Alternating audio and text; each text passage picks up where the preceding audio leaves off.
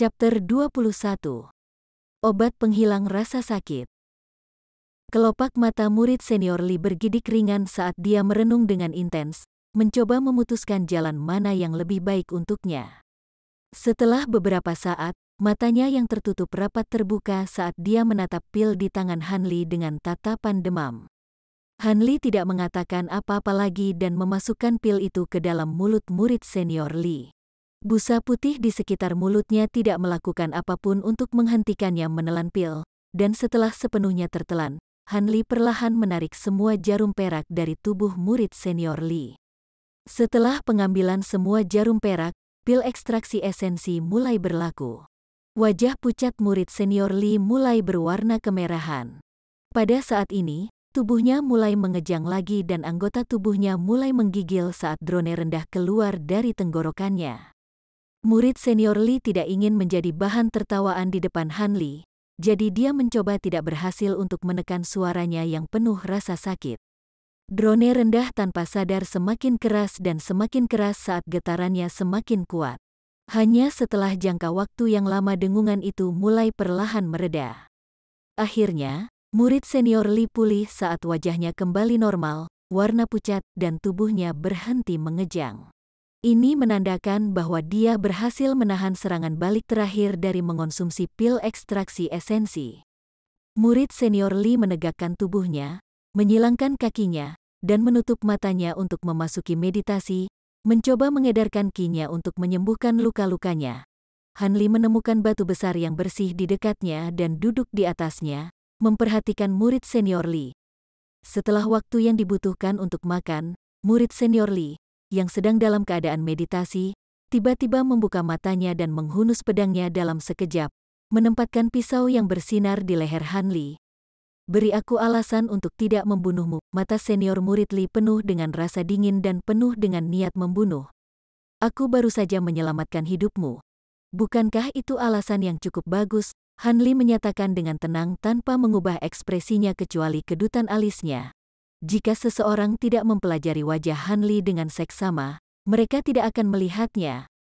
Wajah senior murid Lee sedikit melunak, tapi matanya masih dipenuhi dengan niat membunuh saat dia menatap Han Lee. "Sebelum saya membuat keputusan untuk menyelamatkan Anda, saya sudah menduga bahwa Anda mungkin membunuh saya untuk melindungi rahasia Anda. Tapi saya tidak berpikir bahwa tindakan Anda akan begitu cepat."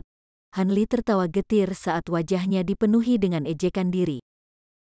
Meskipun mengetahui bahwa menyelamatkanmu akan membawa malapetaka bagi diriku sendiri, aku, seorang mahasiswa seni kedokteran, tidak bisa hanya duduk dan melihatmu mati." Han Lee menghela nafas. Saat murid senior Lee mendengar kata-katanya, wajahnya menunjukkan ekspresi yang agak malu, dan dia sedikit menggeser pedang dari leher Han Lee tetapi tidak sepenuhnya melepaskan pedangnya. Han Lee diam-diam menghela napas lega, dan dia melanjutkan pidatonya dengan lebih tegas. "Kamu tidak perlu khawatir, aku akan membocorkan rahasiamu. Sekali lihat wajahku dan kamu akan tahu bahwa aku bukan orang yang suka bergosip. Jika kamu masih khawatir, aku bisa bersumpah dengan mengikat. Kamu seharusnya bisa mengatakan bahwa aku tidak ahli dalam seni bela diri. Jadi jika kamu mengetahui bahwa aku melanggar sumpahku, kamu dapat dengan mudah membunuhku." Saran Han Lee dengan tenang. "Oke. Bersumpahlah dengan sumpah yang mengikat kalau begitu," murid senior Lee berkata dengan lugas. Baru sekarang Han Lee santai. Sebelum dia menyelamatkan murid senior Lee, dia dapat menyimpulkan bahwa murid senior Lee bukanlah orang yang melupakan kebaikan. Tetapi dia tidak sepenuhnya yakin dengan penilaiannya. Jika dia salah dan murid senior Lee adalah orang yang membalas kebaikan dengan kekejaman, dia hanya akan bisa membela diri dengan metode rahasia menyelamatkan nyawanya. Mengetahui bahwa dia tidak perlu menggunakannya, Han Lee diam-diam menarik tangannya dari dalam jubahnya. Setelah Han Lee bersumpah, murid senior Lee akhirnya mencabut pedang dan mengembalikannya ke sarungnya. Han Lee sedikit merasakan sedikit darah di tenggorokannya, yang disebabkan oleh ujung pedang yang tajam. Itu lengket saat disentuh, dan saat detak jantung Han Lee kembali normal, dia bisa merasakan keringat dingin mengalir di punggungnya. "Sungguh panggilan yang dekat. Evaluasi saya sebelum menyelamatkan murid senior Lee tidak cukup komprehensif. Saya bertekad untuk belajar dari kesalahan ini dan untuk mencegah hidup saya berada dalam kendali tangan orang lain lagi. Dia masih memiliki beberapa ketakutan yang tersisa dari acara ini. Jika tidak ada jaminan keselamatan saya pasti tidak akan menyelamatkan orang lain di masa depan. Han Li segera memutuskan. Ini adalah pertama kalinya Han Li menyelamatkan seseorang, tetapi pengalaman itu membuatnya merasa tidak enak di mulutnya. Peristiwa ini hanya membantu untuk memperkuat bahwa dunia ini penuh dengan kehadiran yang tak terduga, dan sisa kebaikan terakhir dalam dirinya perlahan-lahan dibuang. Meskipun dia tidak berubah menjadi jahat, dia jauh dari orang suci. Kamu telah menyelamatkan hidupku dan setuju untuk merahasiakan masalah ini. Aku, Li Feiyu, berhutang budi padamu untuk selanjutnya. Selama saya masih hidup, tidak peduli apa yang Anda butuhkan bantuan, Anda dapat mencari saya. Selama saya bisa menyelesaikan tugas, saya pasti akan membantu Anda. Saat dia merebut kembali barang-barang yang digeledah Han Li, murid senior Li menyatakan sumpahnya dengan lugas, menggunakan namanya sendiri sebagai jaminan setelah dia sepenuhnya pulih dari serangan pil. Aku khawatir saat ini aku tidak punya masalah denganmu, tetapi kamu seharusnya sudah memiliki banyak masalah, bukan? Han Li memiliki sedikit senyum di wajahnya saat dia menghadapi murid senior Li dengan pertanyaan lain. Bagaimana kamu tahu? Li Feiyu terkejut dan sedikit kehilangan ketenangannya. Siapapun pasti akan mudah menebaknya. Anda hanyalah murid biasa di bawah pelindung. Namun dengan keahlian Anda telah melampaui murid wakil pemimpin sekte, kepala divisi, dan sesepuh. Bagaimana mungkin mereka membiarkanmu hidup dengan damai? Tanggapan Han Li seperti jarum yang menarik darah. Dengan satu tusukan, dia langsung menuju ke inti masalah. Ekspresi murid senior Li suram dan mendung saat dia setuju dalam diam. Masalahmu adalah milikmu sendiri. Aku tidak ingin ikut campur dan tidak bisa ikut campur bahkan jika aku mau. Tetapi, untuk reaksi yang menyiksa dari mengonsumsi pil ekstraksi esensi, aku bisa membantumu mengurangi rasa sakitnya. Apakah ini benar? Li Feiyu tiba-tiba menarik perhatian saat ekspresi suramnya yang sebelumnya digantikan dengan antisipasi dan kegembiraan. Dia pusing karena reaksi dari pil ekstraksi esensi sangat menyiksa. Mengapa saya harus berbohong kepada Anda ketika tidak ada yang bermanfaat bagi saya untuk mendapatkan dengan melakukan itu? Han Li melirik murid senior Li. Dia sudah meramu obat yang akan sangat mengurangi rasa sakit yang dirasakan oleh orang lain, obat yang dia teliti di waktu luangnya untuk Zhang Tai.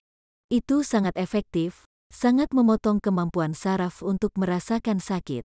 Ini benar-benar luar biasa. Bagus sekali. Li Feiyu menggenggam tangannya saat dia melihat Han Li dengan heran dan gembira. Kenapa kau menatapku dengan ekspresi seperti itu? Saya tidak memiliki obat pada saya sekarang. Saya harus kembali ke Gathen Valley sebelum saya bisa meramunya untuk Anda.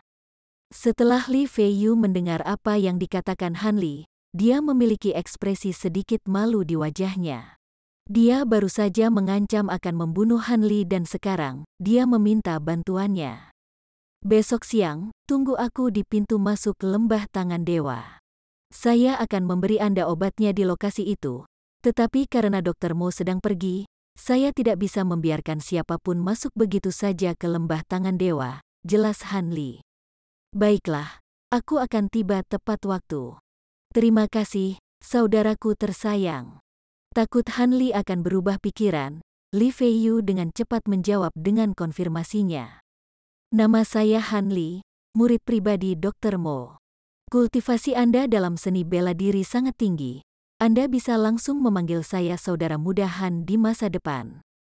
Setelah Han Li mendengar kata-kata saudaraku tersayang, dia tidak bisa menahan diri untuk tidak menggigil dan dengan demikian, dengan cepat memberitahu murid senior Li namanya untuk mencegahnya memanggil Han Li gelar yang lebih memalukan.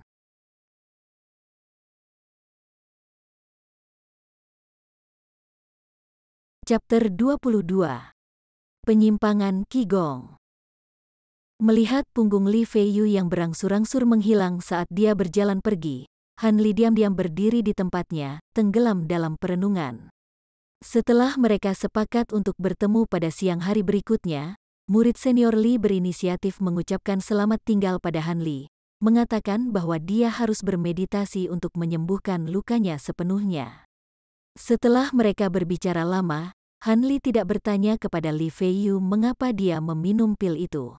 Han Li tahu bahwa bahkan jika dia bertanya, itu akan sia-sia karena hal-hal yang sudah terjadi tidak dapat diubah. Dari pengamatannya, Li Feiyu rela meninggalkan masa depannya, hanya untuk ketenaran dan kejayaan selama 10 tahun. Ini mungkin berarti bahwa dia memiliki alasan yang mendasarinya, yang membuatnya tidak punya pilihan selain melakukannya. Tidak ada yang rela bunuh diri, jadi jika Han Li benar-benar menanyai Li Feiyu, itu seperti mengoleskan garam pada lukanya. Jelas, apa yang dilakukan Han Li benar. Sebelum Li Feiyu pergi, ketika dia melihat bahwa Han Li tidak menanyainya tentang alasan mengapa dia meminum pil ekstraksi esensi, dia bersyukur karena Han Li perhatian. Han Li tahu bahwa meskipun Li Feiyu tidak menyebutkan apa-apa, dia berasumsi bahwa dia berutang budi pada Han Li. Han Li siap untuk memenuhi janjinya kepada murid senior Li, jadi dia tidak hanya tidak menyebarkan rahasia, dia juga akan meramu obat penghilang rasa sakit untuk murid senior Li.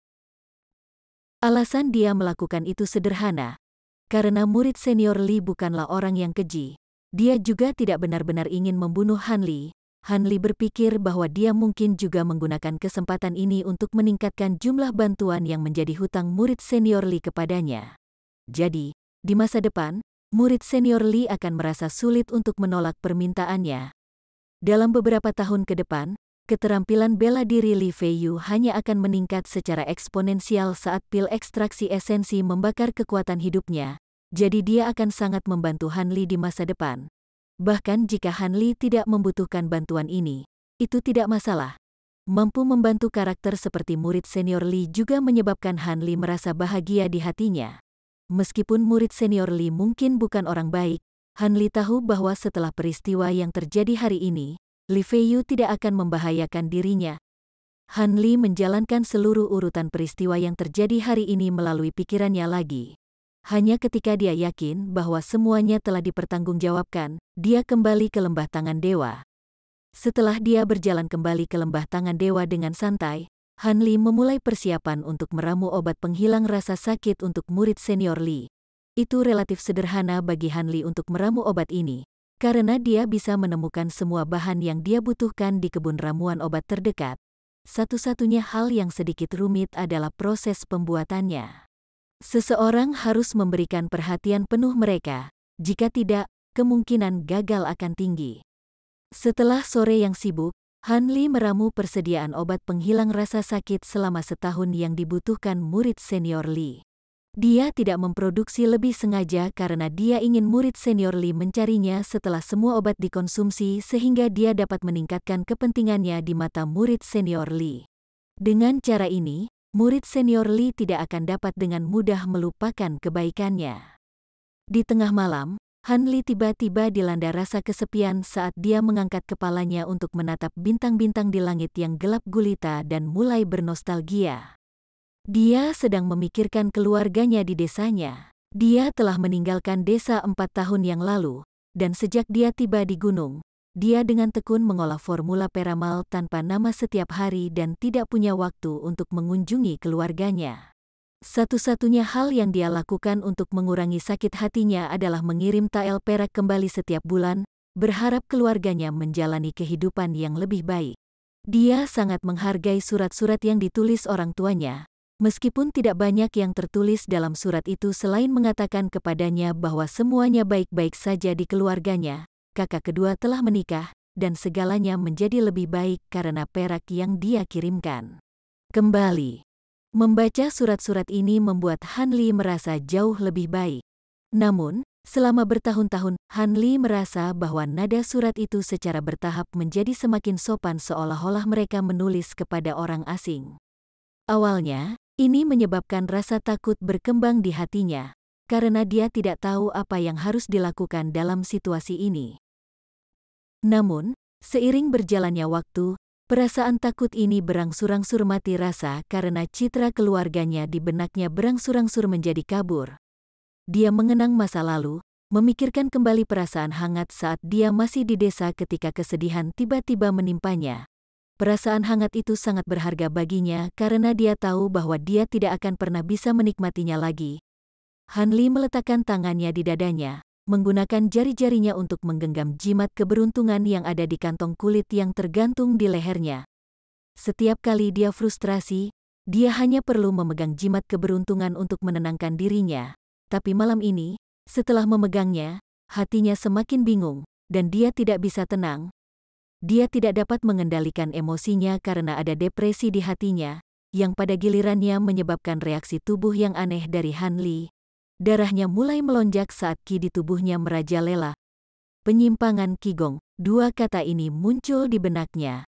Han Li berdiri, dan menarik napas panjang, dengan paksa menekan keadaan kacaunya saat dia menyuruh dirinya sendiri untuk tenang. Sekarang setelah dokter mau pergi, dia hanya bisa mengandalkan dirinya sendiri untuk menyelesaikan krisis ini. Dia tidak tahu mengapa dia menderita penyimpangan Qigong, dan pikirannya terus merenung. Meskipun sekarang bukan waktu yang tepat untuk mempertanyakan alasannya, dia tetap mencoba mencari akar masalahnya dan memotong akar masalahnya karena itu adalah cara terbaik untuk pulih dari penyimpangan Qigong. Han Li memutar kepalanya saat dia mengamati sekelilingnya, tapi sepertinya tidak ada yang mencurigakan. Dia menyentuh dagunya dengan tangan kanannya dan pada saat yang sama, tangannya juga mengetuk sesuatu di dadanya. Kantung kulit, mantra keberuntungan, nama dua item ini muncul di benaknya. Mungkinkah jimat keberuntungan yang menyebabkan reaksi itu? Han Li tidak yakin, tapi dia tidak punya waktu untuk ragu sekarang karena kondisi tubuhnya semakin buruk dan ada tanda-tanda bahwa dia tidak akan bisa mengendalikan ki yang melonjak. Han Li merobek kantong kulit dari lehernya dengan tegas dan melemparkannya menjauh darinya. Tidak, ada yang salah, aku merasa lebih buruk. Lonjakan ki dan darah saya semakin ganas. Han Li dengan paksa menekan ki yang melonjak saat dia menatap kantong kulit dengan mata merahnya, berharap menemukan alasan mengapa dia lebih menderita setelah dia membuang kantong itu.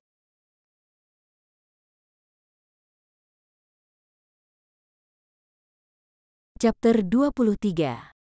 Tes. Mungkin keberuntungan wanita sedang tersenyum padanya. Tiba-tiba, sebuah pikiran tiba-tiba terlintas di benaknya. Dia dengan cepat bergegas menuju kantong kulit yang telah dia buang dan dengan gerakan cekatan, mengeluarkan jimat keberuntungan yang tersembunyi di dalamnya dengan rapi dan cepat. Saat telapak tangannya menyentuh jimat keberuntungan, perasaan menyegarkan terpancar dari botol dan akhirnya menenangkan hatinya. Frustrasi dan melankolisnya sebelumnya menghilang tanpa jejak, dan ki dan darahnya berhenti melonjak, kembali ke keadaan normalnya. Saat ini, Han Li tidak tertarik untuk menemukan akar masalah yang terjadi sebelumnya. Memegang jimat keberuntungan di telapak tangannya, dia membawanya ke depan di depan kelopak matanya, menekannya ke wajahnya. Dengan lembut membelainya, Han Li memusatkan semua perhatiannya pada botol. Setelah setengah hari, Han Li menghela nafas lega, mengalihkan perhatiannya dari jimat keberuntungan. Han Li tidak tahu bahwa fenomena yang terjadi padanya sebelumnya bukan karena penyimpangan Qigong, melainkan karena dia menderita setan hati, yang pada akhirnya akan dihadapi oleh semua pembudidaya. Untungnya, dia menemukannya pada tahap awal dan melawannya dengan berfokus pada objek yang dia kenal. Jika tidak, setan hati akan memasuki jiwanya dan mengendalikan tubuhnya dari dalam, menyebabkan dia mati kehabisan darah dari meridiannya. Tentu saja, Han Li tidak akan mengetahui hal ini sampai dia benar-benar melangkah ke jalur kultivasi di masa depan. Han Li mengedarkan ki-nya ke seluruh tubuhnya dan menyadari tidak ada yang abnormal. Apa yang membuatnya terkesiap heran adalah bahwa alih-alih menderita cedera, tingkat kultivasinya secara tidak sadar telah meningkat pesat, meskipun dia tidak membuat terobosan dari lapisan ketiga ke lapisan keempat. Tetapi karena perjuangannya melawan iblis hati, dia telah mencapai puncak lapisan ketiga lebih awal dari yang diharapkan dan hanya berjarak sehelai rambut dari menembus ke lapisan keempat. Karena keberuntungan yang tak terduga ini, Han Li memiliki senyum di wajahnya. Namun, dia harus dengan paksa menekan kegelisahan di hatinya. Dia takut emosinya yang tidak stabil akan menyebabkan serangan lain oleh iblis hati. Han Li tidak yakin apakah dia bisa bertahan utuh jika serangan lain terjadi. Dia mengambil jimat keberuntungan yang telah menyelamatkan hidupnya dan memasukkannya ke dalam kantong kulit sebelum menggantungnya di lehernya. Han Li menyadari bahwa ada benda yang sudah lama dia lupakan di dalam kantong kulit itu. Sebuah benda yang dibiarkan tergeletak di sana selama beberapa tahun. Botol misterius. Han Li benar-benar lupa tentang botol misterius itu. Saat dia melihatnya, dia ingat peristiwa masa lalu.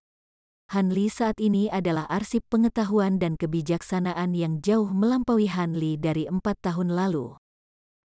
Dalam 4 tahun ini, dia telah membaca semua buku di kediaman Dr. Mo dan mendapatkan banyak pengetahuan.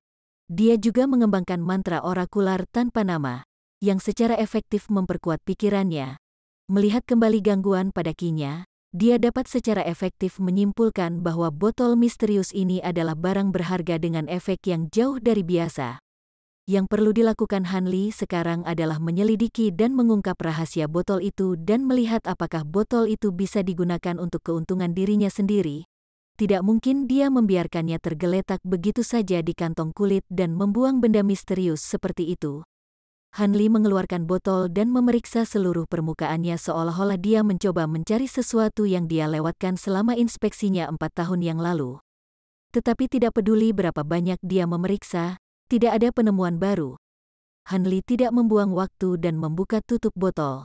Mengambang di dalam botol misterius itu adalah tetesan cairan berwarna hijau giok yang muncul 4 tahun lalu. Itu tidak berbeda dari saat pertama kali muncul di botol. Namun, Han Li yakin bahwa rahasia botol itu terletak pada tetesan cairan berwarna hijau giok. Untuk menguji teorinya, dia perlu menemukan beberapa hewan kecil untuk melakukan beberapa eksperimen hidup yang kejam. Saat itu tengah malam, langit gelap gulita di luar. Kegelapan membuatnya tidak praktis untuk berburu hewan hidup. Dan setelah mengalami serangan jantung iblis tadi, Han Li sudah agak kelelahan. Bahkan jika dia bisa menangkap binatang hidup, bagaimana dia bisa melihat apakah ada perubahan pada subjek tes jika gelap gulita? Tindakan apapun yang bisa dilakukan Han Li akan sia-sia. Setelah merenung, Han Li memutuskan untuk beristirahat dan memulihkan energinya sebelum bereksperimen keesokan harinya. Dia berkata pada dirinya sendiri bahwa akan ada kejutan besar yang menunggunya besok, dan dengan pemikiran itu, dia tertidur. Keesokan paginya, setelah mandi, Han Li pergi untuk sarapan. Setelah itu, dia segera pergi untuk berbicara dengan kepala dapur Sekte 7 Misteri, membeli 2 kelinci abu-abu yang hidup untuk beberapa cerita perak sebelum kembali ke lembah. Setelah dia kembali ke lembah, Han Li memilih lokasi yang lebih luas di dalam kebun herbal dan mengikat kelinci ke tiang, membiarkan mereka tinggal di luar di bawah terik matahari untuk waktu yang cukup lama. Setelah kelinci pusing karena panas dan hampir mati kehausan, Han Li mengeluarkan botol misterius dan menuangkan tetesan cairan hijau giok misterius ke dalam mangkuk sebelum mengencerkannya dengan air. Tetesan cairan misterius seukuran kacang dan mudah larut dalam air, menyebabkan seluruh mangkuk air berubah menjadi warna hijau giok. Han Li meletakkan mangkuk di dekat kelinci dan menunggu mereka meminum airnya.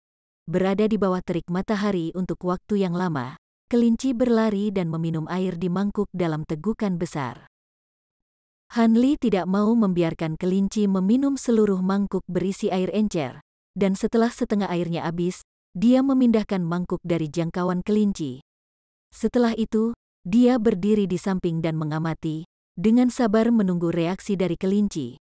Setelah beberapa saat berlalu, kira-kira waktu yang dibutuhkan untuk membakar dupa, kelinci mulai melompat-lompat dengan panik. Tindakan mereka menjadi semakin gelisah dan ganas. Tubuh mereka mulai mengalami mutasi yang mencengangkan. Bulu dan kulit mereka mulai menonjol seukuran telur ayam. Benjolan itu berlipat ganda sampai menutupi tubuh kelinci. Dari jauh, Han Li merasa bahwa kelinci itu terlihat sangat lucu. Benjolan-benjolan itu menyebabkan kelinci-kelinci itu bertambah besar satu ukuran, membengkak hingga kedua kelinci itu tumbuh seukuran semangka. Melihat mutasi kelinci, bersama dengan jeritan tersiksa mereka, Han Li merasakan sedikit ketakutan di hatinya. Apa yang baru saja terjadi di depan matanya benar-benar di luar dugaannya. Jika cairan misterius itu adalah racun yang manjur atau obat ajaib untuk meningkatkan kultivasi, dia masih tidak akan begitu terkejut. dia tidak menyangka bahwa kelinci benar-benar akan menumbuhkan gumpalan di sekujur tubuh mereka dan membesar hingga ukuran seperti itu, menjadi aneh di luar dugaan.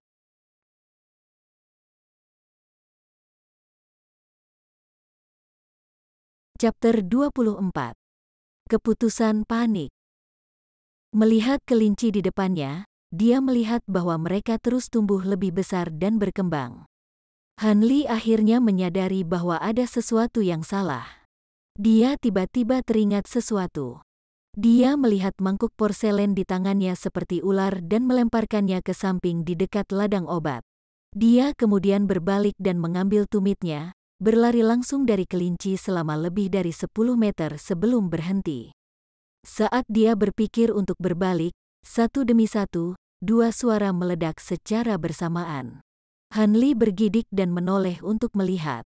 Seperti yang diharapkan, masing-masing dari dua kelinci telah berubah menjadi bangkai berdarah, meledak menjadi beberapa bagian. Daging dan darah berserakan, menutupi sepetak rumput dengan selimut darah. Dua lubang muncul di tempat kelinci awalnya ditambatkan. Di sekitar lubang ada sisa-sisa kelinci yang berantakan.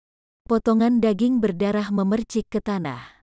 Ini adalah tontonan yang terlalu mengerikan untuk diamati. Han Li menghela nafas dan duduk di tanah. Dia takut jika dia tidak bereaksi cukup cepat pada saat itu, dia akan terperangkap dalam ledakan itu. Meskipun dia mungkin tidak terluka parah, seluruh tubuhnya berlumuran darah kelinci dan ampas daging bukanlah hal yang menyenangkan. Menunggu sampai hatinya tenang, Han Li berdiri dan berjalan di sebelah lubang. Setelah melihat mutilasi di tempat itu, dia melihat mangkuk porselen yang hancur di dekat ladang obat dan tercengang. Han Li awalnya percaya bahwa dia akan menemukan cairan hijau menjadi semacam obat mujarab, tetapi dia tidak berharap itu menjadi hal yang menakutkan. Racun adalah racun, tetapi itu membuat kelinci mati dengan sangat tragis. Tidak peduli apa yang dia katakan pada dirinya sendiri, dia tidak bisa menganggap ini sebagai tipuan. Itu terlalu menakutkan. Han Li tidak asing dengan racun mematikan. Di bawah instruksi Dr. Mo selama beberapa tahun, Han Li berpengalaman dengan banyak racun yang mampu memberikan kematian instan, tetapi tidak satu pun dari mereka yang mampu membunuh seorang pria dengan sangat buruk. Setelah beberapa saat, Han Li kembali tenang. Menjaga kepalanya tetap tenang, dia membuat rencana untuk berangkat dari bidang kedokteran. Karena sebentar lagi siang, dia harus menyelesaikan pencampuran obat rahasia untuk diberikan kepada murid senior Li. Adapun semua yang ada di sini, dia akan menanganinya begitu dia selesai mengantarkan obat. Dengan pemikiran ini, Han Li tidak melihat lagi ke lokasi ledakan, meninggalkan semua masalah ini untuk nanti, dan kembali ke kediamannya. Setelah beristirahat sejenak, dia membawa obat ke pintu masuk lembah tangan dewa. Han Li sangat tepat waktu. Dia tiba di pintu masuk tepat saat tengah hari tiba. Li Feiyu tampaknya telah menunggunya dengan cemas untuk sementara waktu sekarang. Dia sendirian menunggu di pintu masuk lembah. Dia mengenakan gaun bordir putih. Namun, dia membawa pedang panjang yang sebelumnya meninggalkan kesan mendalam bagi Han Li. Karena Han Li belum tiba, wajah Li Feiyu menunjukkan sedikit kekhawatiran, dengan cemas melihat ke arah lembah. Begitu dia melihat Han Li akhirnya tiba, dia menyingkirkan ekspresi kecemasannya. Sudut mulutnya sedikit naik, wajahnya memperlihatkan senyum. Murid junior Han, kamu benar-benar tepat waktu. Anda mengatakan tengah hari, dan Anda tiba tepat waktu. Saya menunggu di sini selama hampir 1 jam, kata Li Feiyu setengah bercanda, setengah mengeluh. Saya cukup malu. Mencampur obat terlalu lama kemarin, jadi aku tidak tidur sampai larut malam. Di pagi hari, saya bangun agak terlambat. Segera setelah saya selesai mengurus beberapa masalah yang ada, sudah hampir tengah hari, kata Han Li. Setengah dari apa yang dia katakan itu benar. Murid junior Han, obatnya, apakah kamu sudah selesai mencampurnya? Karena murid senior Li cemas dan sedikit tergesa-gesa, dia sebenarnya berbicara dengan agak gagap. Han Li tidak langsung menjawab pertanyaan murid senior Li. Dia dengan tenang tersenyum, perlahan mengeluarkan kantong obat besar dari dadanya. Dengan ayunan lengannya, dia melemparkan obat itu ke Li Feiyu. Setiap kali sebelum Anda mengkonsumsi pil ekstraksi esensi, Minum obat dengan mencampurkan 1 sendok bubuk obat dengan air matang yang didinginkan, dan itu akan mengurangi semua rasa sakit Anda. Terima kasih, murid junior Han. Terima kasih, murid junior Han. Murid senior Liliar dengan sukacita.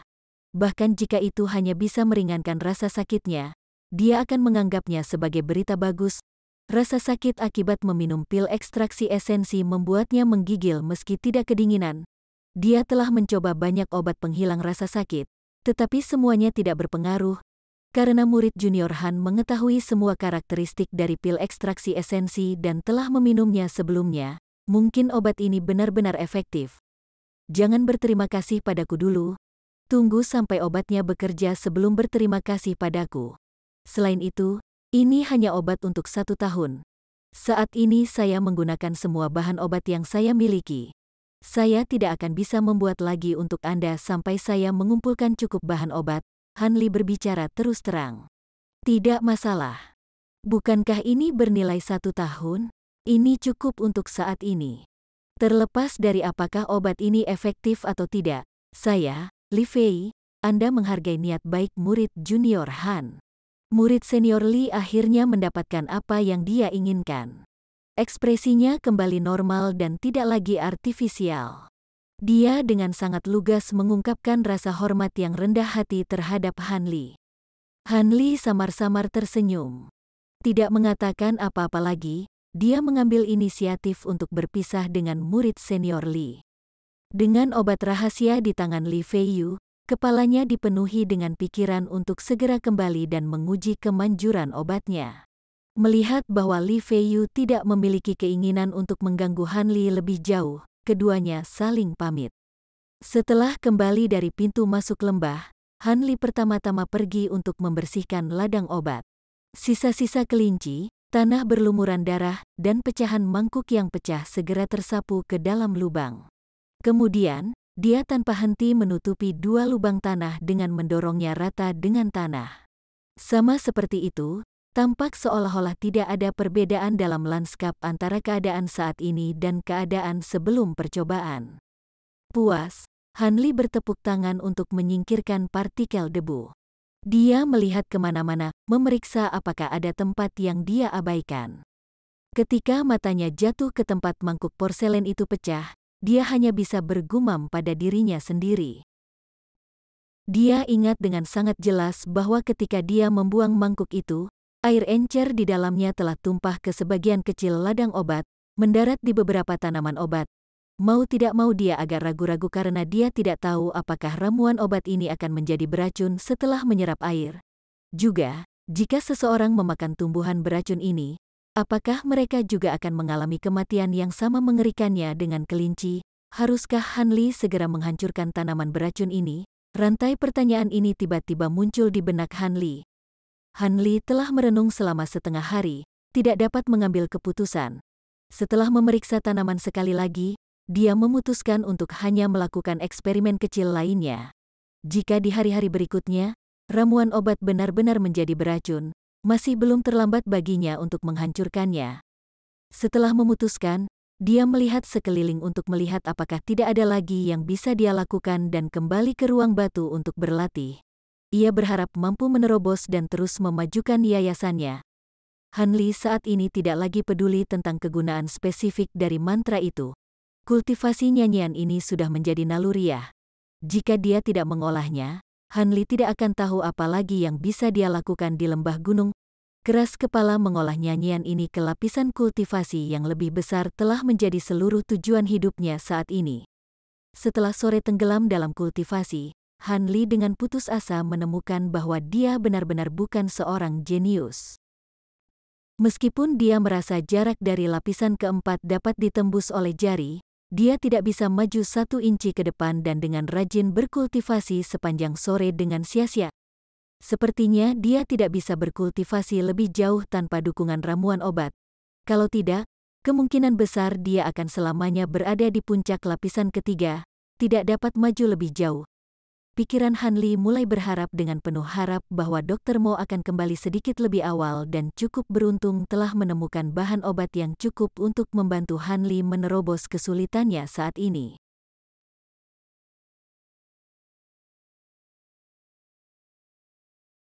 Chapter 25.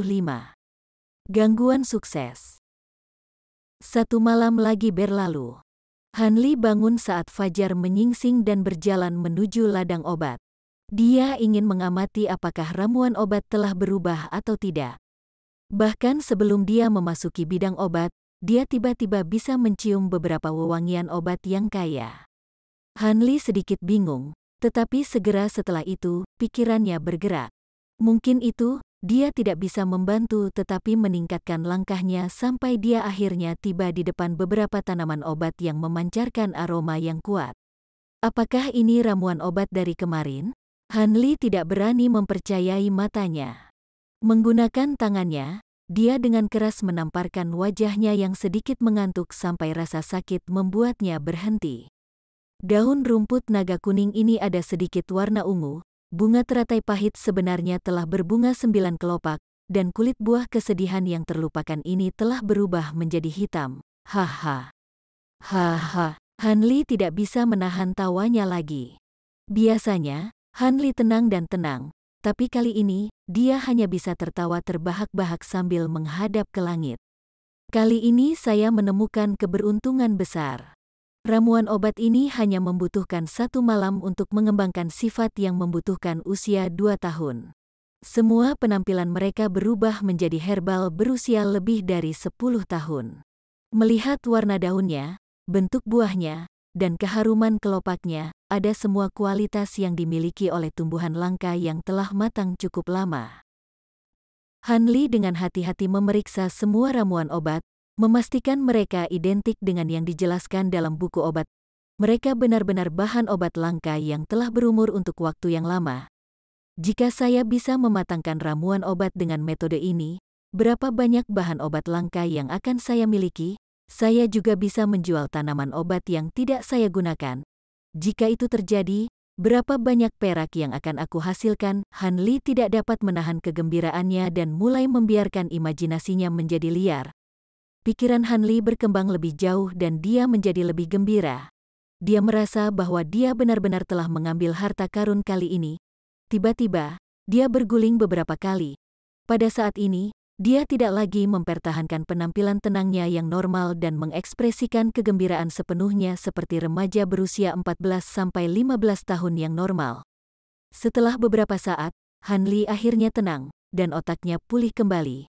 Dia mulai memikirkan bagaimana menghadapi masalah yang agak sulit yang dibawa oleh pai daging besar yang jatuh dari langit ini. Pertama-tama, sepertinya tidak ada masalah dengan penampilan luar dari ramuan obat ini. Namun, dia masih belum menguji sifat obatnya. Bagaimanapun, mereka hanya menjadi seperti ini setelah mereka menyerap cairan aneh itu. Siapa yang tahu apakah elemen internal mereka tidak normal? Kemarin, dia telah melihat kematian kelinci yang menyedihkan itu dengan matanya sendiri. Dia tetap harus berhati-hati. Kedua, cairan hijau di dalam botol kecil misterius itu sudah habis. Dia tidak tahu apakah fenomena aneh yang menciptakan tetesan cairan itu akan terjadi lagi. Mungkin itu adalah kejadian yang hanya terjadi sekali.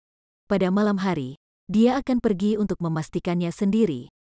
Jika tidak ada masalah dengan kedua masalah ini, maka dia benar-benar perlu memahami detail dari bahan-bahan pemicu obat dengan cara ini. Kemudian dia akan memiliki kendali penuh atas metode yang tak terbayangkan ini. Han Li kemudian merenung, sampai pada kesimpulan bahwa jika dia tidak dapat menyelesaikan beberapa masalah sulitnya yang disebutkan sebelumnya, pai daging besar ini hanya akan menjadi bunga yang hilang dalam kabut. Setelah semuanya diperhitungkan, Han Li mulai bereksperimen. Dia pertama-tama pergi ke dapur besar di luar lembah dan meminta sepasang kelinci berambut abu-abu lagi kepada manajer. Tindakan Han Li membuat manajer dapur senang sekaligus bingung. Mengapa anak muda ini terus membeli kelinci hidup? Mungkinkah dia ingin membantai mereka sendiri dan melatih keterampilan kulinernya? Han Li tidak peduli tentang apa yang orang lain pikirkan tentang dia. Dia tidak memelihara kelinci di ladang obat seperti sebelumnya. Sebagai gantinya, dia mengikat mereka ke gerbang kamarnya sehingga dia dapat dengan mudah mengamati bagaimana mereka berubah setiap saat. Setelah itu, dia pergi ke ladang obat dan dengan hati-hati memilih ramuan obat yang matang. Dia membuat beberapa gulungan obat peningkat tulang dan otot dan mencampurkannya ke dalam makanan favorit kelinci. Setiap hari, dia memberi mereka makan 3 kali untuk menguji apakah ramuan obat ini beracun. Setelah ini selesai, Han Li dengan cemas menunggu malam tiba. Dia merasa waktu berjalan sangat lambat. Kemudian, saat yang dia tunggu-tunggu akhirnya tiba, saat langit mulai gelap, Han Li berlari keluar dan mengambil botol kecil dari belakang kamarnya dan meletakkannya di tanah. Dia berkonsentrasi pada botol kecil, mengantisipasi perubahannya. 1/4 jam berlalu, botol itu tidak menunjukkan aktivitas. Kemudian 1/2 jam berlalu, tetapi botol itu masih tidak menunjukkan aktivitas apapun. Dan 3/4 jam. Seiring waktu berlalu, hati Han Li semakin tenggelam. Dia tetap terjaga sampai fajar menyingsing. Botolnya, bagaimanapun, masih tidak berbeda dari sebelumnya. Dia benar-benar putus asa. Mungkinkah botol ini benar-benar hanya bisa digunakan sekali? Atau apakah dia tidak melakukan sesuatu dengan benar? Han Li memperkuat semangatnya dan melihat sekelilingnya. Tidak ada area yang mencurigakan selain dari langit yang agak hitam. Han Li berkata pada dirinya sendiri. Dia tiba-tiba berhenti, kehilangan kata-kata. Dia mengangkat kepalanya dan menatap langit. Langit hitam dan berawan, tidak ada yang bisa dilihat. Langit agak gelap. Mendengar kata-kata ini, Han Li tiba-tiba mengerti, mungkinkah itu karena awan menghalangi cahaya dari bulan atau bintang jatuh di botol? Han Li ingat bahwa transformasi botol sebelumnya terjadi saat langit cerah. Tidak ada apapun di langit yang melindungi bulan dan bintang, tetapi hari ini cuacanya suram. Seluruh langit tertutup awan hitam. Harapan Han Li terangkat tetapi dia melihat warna langit menjadi agak pucat. Dia tahu bahwa langit yang cerah tidak akan terjadi malam ini. Dia menyimpan botol itu dan bersiap untuk mengujinya lagi begitu langit cerah. Namun, bertentangan dengan harapan Han Li, setengah bulan berikutnya gerimis tidak terputus dan bertahan sampai sekarang. Han Li memandangi gelombang gerimis yang terus-menerus di luar. Pikirannya suram, dan dia terus menjadi lebih cemas saat dia menunggu cuaca cerah. Itu terus gerimis turun terus-menerus tanpa akhir atau bahkan niat sedikit pun untuk berhenti. Dia berbalik ke arah interior kamarnya dan melihat kedua kelinci yang lolos dari hujan. Mereka memiliki penampilan yang sehat dan lincah, membuat Han Li semakin tertekan. Sejak kelinci memakan makanan yang mengandung obat, tidak hanya tidak ada masalah, mereka bahkan lebih kuat dari sebelumnya. Dalam 10 hari terakhir ini, Han Li dengan hati-hati mengawasi mereka setiap hari untuk memastikan bahwa kelinci tidak memiliki gejala keracunan. Sebaliknya, karena mereka makan obat penguat tulang dan otot, mereka menjadi lebih sehat. Tidak hanya hasil bagus ini gagal membuat Han Li bahagia, itu juga membuat pikirannya agak khawatir tentang kerugian dan keuntungannya. Dia tidak punya cara sedikit pun untuk membuat dirinya tenang. Apakah botol itu bisa menghasilkan lebih banyak cairan hijau sudah menjadi kunci dari semua masalahnya. Selain itu, cuaca buruk yang berkepanjangan membuatnya tidak dapat menguji teorinya. Bagaimana ini tidak membuat Han Li benar-benar tertekan?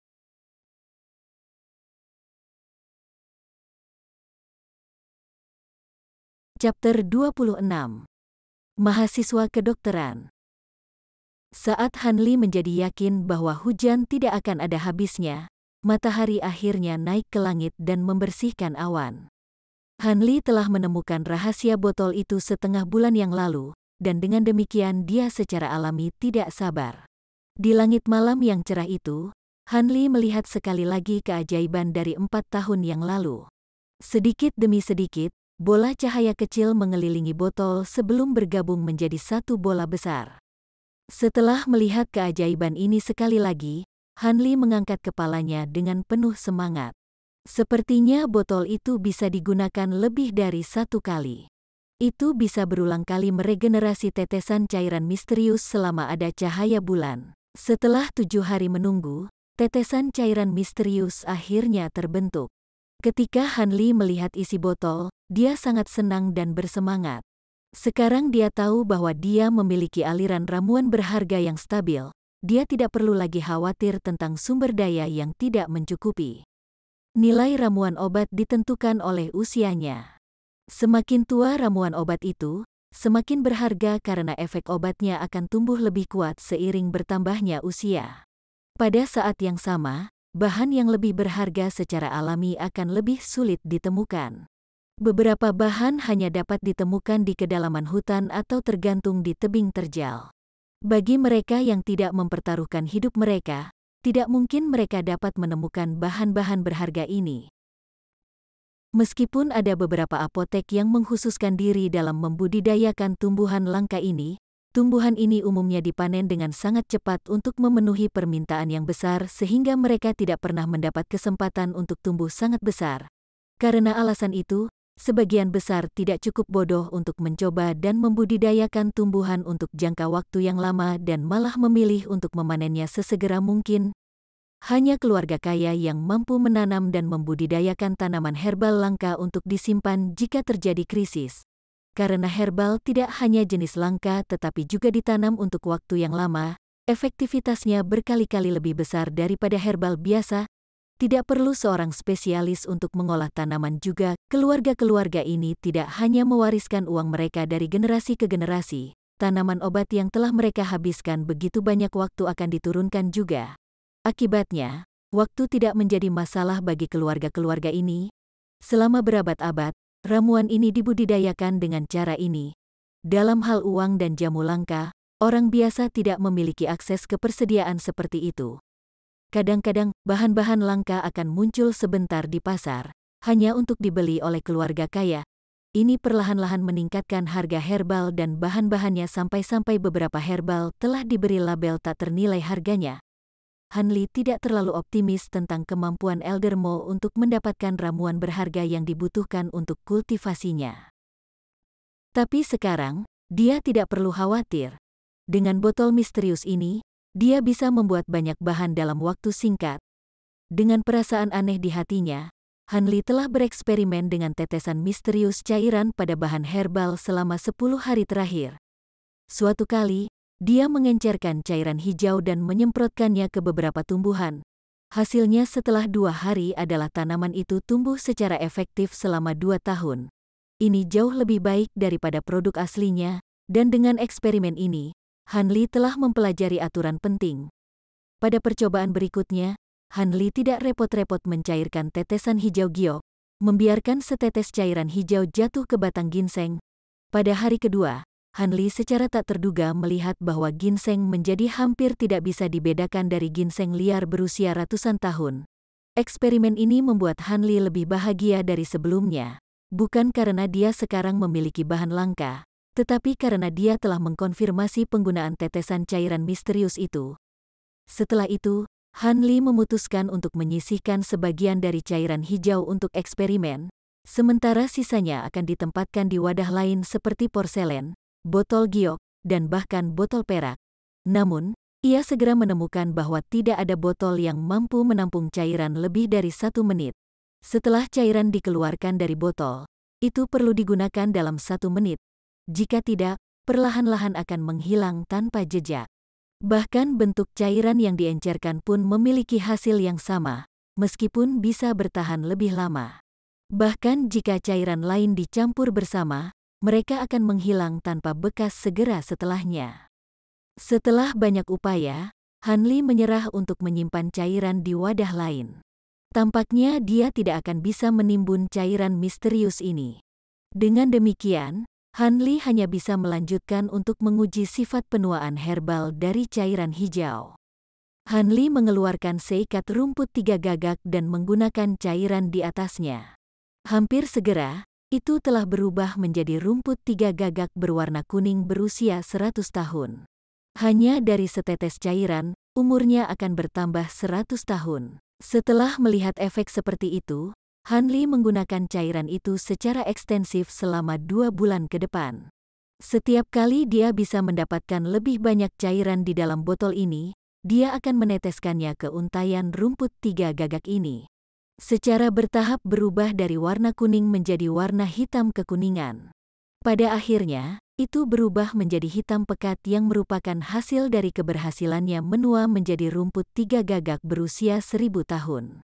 Setelah keberhasilan percobaan khusus ini, tampaknya dengan kesabaran, rumput tiga gagak akan dapat terus menua dan dengan demikian meningkat.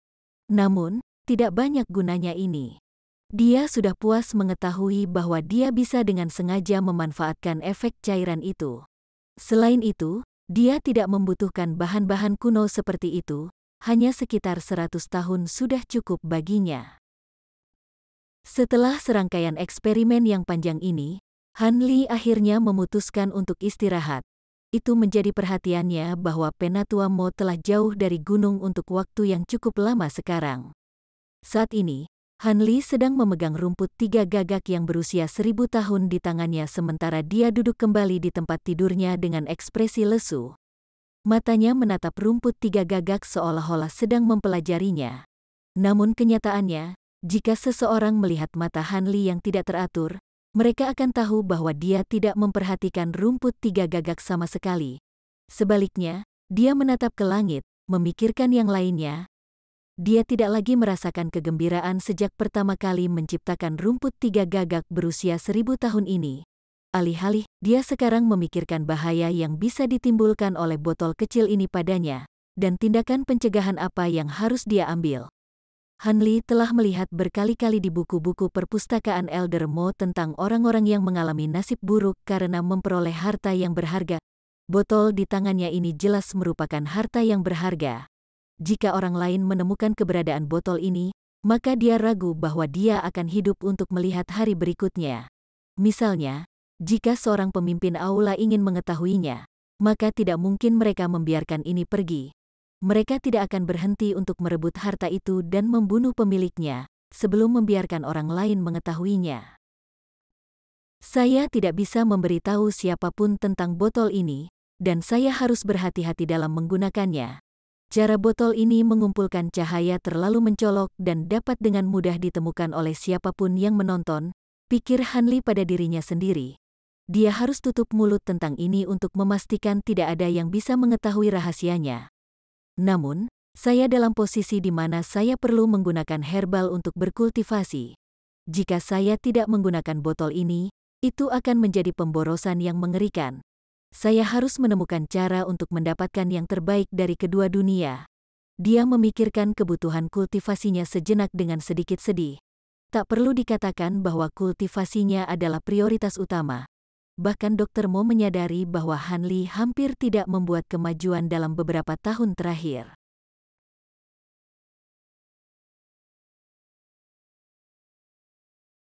Menemuk chapter 27. Membuat eliksir legendaris. Saat Dr. Mo pergi, Han Li tahu bahwa botol itu untuk sementara akan aman di lembah tangan dewa karena hanya dia yang ada di sana.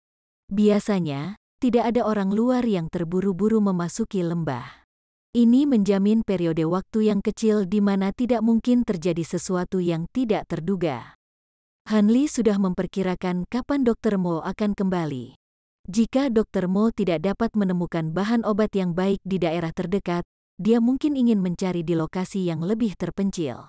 Sangat mungkin bahwa dia harus pergi ke salah satu hutan kuno jauh di pegunungan di mana pria jarang berkelana.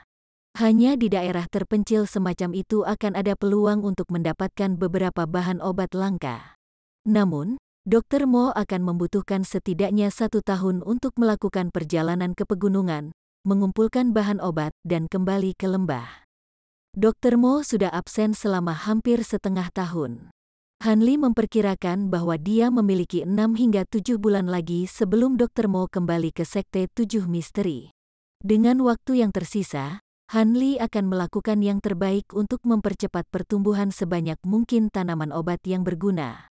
Dia tahu bahwa dia tidak bisa membabi buta menyia-nyiakan cairan hijau, jadi dia berencana untuk mendapatkan hanya bahan obat yang akan dia gunakan dalam beberapa formula berharga.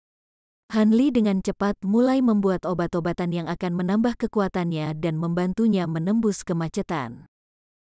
Itu adalah formula obat yang dibuat oleh Dr. Mo dari lembah. Namun, Dr. Mo terpaksa pergi keluar lembah karena kekurangan bahan obat yang diperlukan. Salah satu dari bahan-bahan ini hampir tidak mungkin diperoleh rumah tangga biasa di pasar karena kelangkaannya. Para pembudidaya Jiang Hu bahkan akan memperebutkan harta langka ini dengan sekuat tenaga. Dengan keahlian medis yang sangat brilian dari Dr. Mo, dia bisa meramu obat-obatan yang hanya dia yang tahu cara membuatnya, termasuk formula yang belum pernah dilihat sebelumnya. Meski begitu, meskipun Dr. Mo tahu metode pembuatan obat-obatan ini, dia tidak dapat melakukan apapun jika dia kekurangan bahan-bahannya. Dr. Mo hanya bisa menghela nafas. Ketika Han Li sebelumnya mempelajari seni penyembuhan di bawah pengawasan Dr. Mo, dia sangat tertarik dengan resep langka ini. Meskipun sebelumnya dia tidak pernah menyangka bahwa dia akan dapat membuat ramuan yang berharga ini, dia mengingat banyak dari resep ini. Dr. Mo telah bertemu dengan antusiasme Han Li untuk mempelajari formula ini dengan sikap acuh tak acuh. Setiap kali Han Li bertanya, Dr. Mo akan mengajari Han Li dengan sangat rinci. Tidak ada yang disembunyikan dari muridnya. Dr. Mo mungkin percaya bahwa formula dan pengetahuannya akan hilang selamanya jika dia tidak mewariskannya. Meramu formula ini sekarang telah menjadi hobi Han Li. Dia bersemangat pergi ke ladang setiap hari untuk mempercepat pertumbuhan tanaman obat sesuai dengan persyaratan formula. Ketika melakukannya, dia tidak berani bersantai sedikit pun karena dia tahu waktunya terbatas. Dia harus bergegas dan menyelesaikan pencampuran obat-obatan ini sebelum Dr. Mo kembali. Begitu dokter tiba, Han Li akan menyembunyikan dan menyimpan botolnya, tidak lagi dapat dengan mudah menggunakan botol itu sekali lagi. Han Li bahkan tidak memiliki keyakinan sedikit pun bahwa dia akan dapat menggunakan botol kecil itu di hadapan Dr. Mo tanpa mengungkapkan kekuatannya. Dia tahu di dalam hatinya bahwa Dr. Mo adalah orang yang sangat cerdik dan berhati-hati. Jadi Han Li tidak berniat memberitahu Dr. Mo tentang rahasia botol itu. Han Li berpikir hubungannya dengan Dr. Mo cukup aneh. Itu jelas tidak sesederhana hubungan guru-murid biasa. Dr. Mo sering menatapnya dengan tatapan aneh. Ini selalu membuat Han Li berpikir bahwa Dr. Mo menyembunyikan rahasia mematikan darinya. Terutama dalam 2 tahun terakhir, Han Li merasa bahwa perasaan ini semakin kuat. Ini membuat Dr. Mo dan Han Li tidak mampu memiliki hubungan intim antara guru dan murid biasa. Jika tidak ada yang bisa dikatakan, akan ada keheningan. Dr. Mo sebenarnya telah memperlakukannya dengan sangat baik dalam kehidupan sehari-harinya, tidak pernah secara fisik atau verbal melecehkan Han Li. Selain itu, Dr. Mo berusaha keras untuk membantu menciptakan kondisi terbaik bagi Han Li untuk mengolah mantra. Namun, tampaknya ada penghalang pemisahan yang ada antara tuan dan murid. Suasana canggung yang melayang di antara mereka. Dr. Mo dengan jelas menyadari bahwa celah ini ada. Namun, dia tidak merasa perlu sedikit pun untuk memperbaiki ketidakpedulian timbal balik antara guru dan murid, membiarkannya begitu saja. Satu-satunya saat dia terlibat langsung dalam kehidupan Han Li adalah setiap kali dia mendesak Han Li untuk meningkatkan kecepatan kultivasi Han Li. Setiap kali Dr. Mo mengunjungi Han Li, aspek aneh dari tatapannya berangsur-angsur berkurang, sedemikian rupa sehingga setelah jangka waktu yang lama, itu tidak lagi ditampilkan.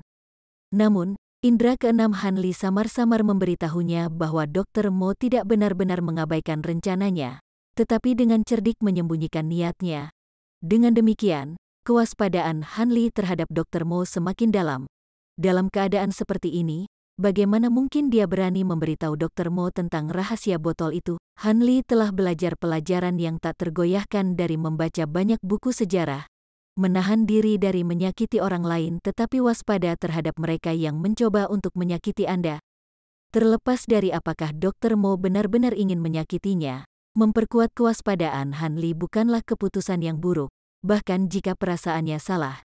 Jika Dr. Mo benar-benar bermaksud untuk menyakitinya, kewaspadaan Han Li yang kuat mungkin bisa mencegahnya dari cedera parah. Jika indera keenamnya salah, maka kewaspadaan yang diperkuat tidak akan menyakitinya. Either way, Han Li tidak akan mengambil inisiatif untuk menyakiti tuannya. Han Li masih magang Dr. Mo dan akan melakukan yang terbaik untuk menjadi murid berbakti. Han Li tidak terlalu nyaman dengan perasaannya tentang Dr. Mo. Bagaimanapun, hubungan guru-murid yang aneh seperti ini benar-benar tidak pernah terdengar di Sekte 7 Misteri. Memikirkan hal ini, Han Li hanya bisa menghela nafas. Botol hijau misterius itu sama sekali tidak bisa digunakan begitu Dr. Mo kembali. Namun, Han Li tahu bahwa bahkan jika dia berhasil menyembunyikannya dari Dr. Mo, orang lain dari Sekte Tujuh Misteri mungkin mengungkap rahasia itu secara tidak sengaja. Pilihan terbaiknya adalah menyembunyikan botol itu selamanya dan bertindak seolah-olah itu tidak pernah ada. Tidak ingin selamanya memisahkan dirinya dari botol, Han Li memutuskan untuk menggunakan botol dengan hati-hati dan diam-diam begitu Dr. Mo kembali. Begitu dia sampai pada keputusan ini, Han Li menenangkan pikirannya dan tertidur di tempat tidurnya. Langka. Pada bulan-bulan berikutnya, Han Li diam-diam menggunakan cairan hijau botol untuk mempercepat pertumbuhan sejumlah besar bahan obat yang berharga. Dia kemudian menggunakan ramuan obat ini sesuai dengan formulanya, meramu banyak obat langka. Namun dalam proses meramu eliksir tersebut, banyak terjadi kegagalan. Setiap kegagalan telah meninggalkan rasa sakit yang berkepanjangan bagi Han Li karena bahan-bahan yang digunakan untuk membuat obat-obatan itu langka dan berkualitas tinggi. Setiap kegagalan mewakili pemborosan jumlah perak yang tak terhitung banyaknya. Namun, dia tidak bisa disalahkan. Ini adalah pertama kalinya dia menggabungkan formula ini, jadi gagal beberapa kali tidak bisa dihindari. Bahkan jika Dr. Mo secara pribadi membuat obat-obatan ini, dia akan membuat 1 atau 2 kesalahan. Hanya dengan cara ini Han Li bisa menghibur dirinya sendiri. Pelet naga kuning, bubuk roh murni, pil esensi emas, dan pelet penambah vitalitas. Obat-obatan langka ini, yang jarang terlihat di pasaran, ditempatkan dalam puluhan botol kecil. Satu persatu, mereka tertata rapi di depan Han Li. Saat Han Li melihat botol-botol kecil ini, wajahnya bersinar gembira. Dengan obat-obatan ajaib ini, dia bisa mencapai lapisan kelima dan keenam tanpa mengeluarkan terlalu banyak usaha, belum lagi lapisan keempat. Di antara obat-obatan ini, pelet naga kuning dan pil esensi emas akan membantunya meningkatkan kekuatannya, sehingga meningkatkan kekuatannya dan memiliki efek luar biasa dalam membangun kembali tubuh dan tulangnya. Bubuk roh murni adalah obat mujarab detoksifikasi yang terkenal di dunia, yang mampu melarutkan ribuan racun mematikan. Terakhir, Vitality Raising Pellet adalah obat legendaris yang memiliki efek mengejutkan pada luka dalam. Terlepas dari berapa banyak luka parah internal dan eksternal yang diderita seseorang, selama orang yang memakan pil itu tetap hidup, luka apapun akan segera disembuhkan, memungkinkan kehidupan seseorang dipertahankan.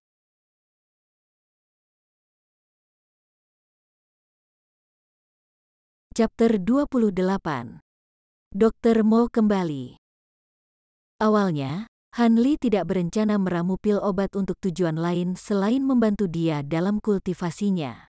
Tetapi setelah memikirkannya, dia memutuskan bahwa, tidak peduli apa, dia masih seorang seniman bela diri. Siapa yang tahu jika suatu hari dia akan dilanda bencana alam atau terlibat dalam amukan salah satu dari berbagai faksi bela diri di Jianghu dan terbunuh? Akan lebih baik untuk menyiapkan beberapa obat untuk luka dan racun terlebih dahulu, karena jika dia terluka atau diracuni tanpa obat di dekatnya, itu akan sangat disayangkan.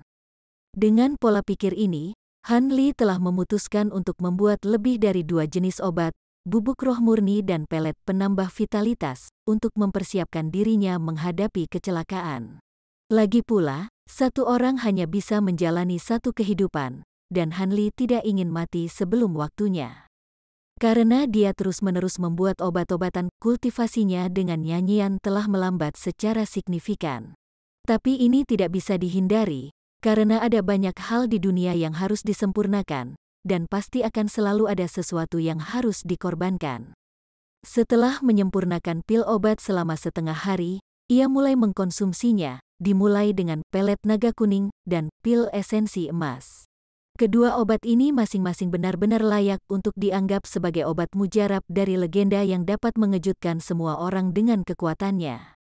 Setelah memakannya, dia dengan mudah menembus kemacetan dan mencapai lapisan keempat nyanyian. Begitu dia mencapai lapisan keempat, Han Li segera merasakan perbedaan antara dirinya saat ini dan masa lalunya. Panca inderanya telah meledak ke alam yang sama sekali baru karena semuanya tiba-tiba menjadi lebih cerah dan jauh lebih berbeda. Sebelumnya, dia tidak bisa melihat fitur-fitur kecil di kejauhan, tapi sekarang dia bisa melihatnya dalam skala yang diperbesar, lebih jelas dari sebelumnya. Dengan matanya, dia bisa dengan mudah melihat serangga kecil yang merayap di tepi kamarnya. Indera pendengarannya juga benar-benar berubah. Suara yang belum pernah dia dengar sebelumnya dapat terdengar sampai tingkat yang nyata, seperti suara gemerisik cacing tanah yang merangkak di tanah atau suara dengungan serangga yang terbang di udara. Suara-suara ini sangat keras, seolah-olah terjadi di sebelah telinganya. Semuanya bisa terdengar begitu jelas. Han Li sangat gembira karena ini adalah pertama kalinya usahanya dalam berlatih mantra ini benar-benar membuahkan hasil. Ini membuatnya sadar bahwa nyanyian orakular yang dia kutuk sebelumnya tidak sepenuhnya sia-sia. Sebaliknya, ia memiliki aspek misterius dan unik yang hanya bisa dibuka melalui kultivasi. Sebelumnya, meskipun indranya memang meningkat setiap kali dia menembus ke lapisan baru, tidak ada perubahan yang sedrastis ketika dia mencapai lapisan keempat. Seolah-olah dia telah menjadi orang yang sama sekali berbeda. Selain itu, dia juga merasa bahwa gerakan tubuhnya jauh lebih cepat dari sebelumnya. Bahkan pikiran dan vitalitasnya telah tumbuh lebih kuat. Bahkan jika Han Li tidak tidur selama 3 atau 5 hari, dia masih merasa terjaga seperti biasanya. Dengan begitu banyak perubahan yang terjadi, Han Li duduk di sana dan mencatat setiap perubahan pada tubuhnya. Perubahan ini membuka dunia sensasi baru baginya, jadi dia enggan melakukan apapun selain menikmati perasaan ini. Baru sekarang dia menyadari bahwa semua perubahan ini hanya muncul di lapisan keempat nyanyian. Dapat dianggap bahwa dia berada pada tahap keberhasilan kecil dari nyanyian orakular hanya setelah mencapai lapisan keempat. Dia tidak bisa tidak berpikir bahwa lapisan keempat ini telah membawa sensasi yang tak terlupakan.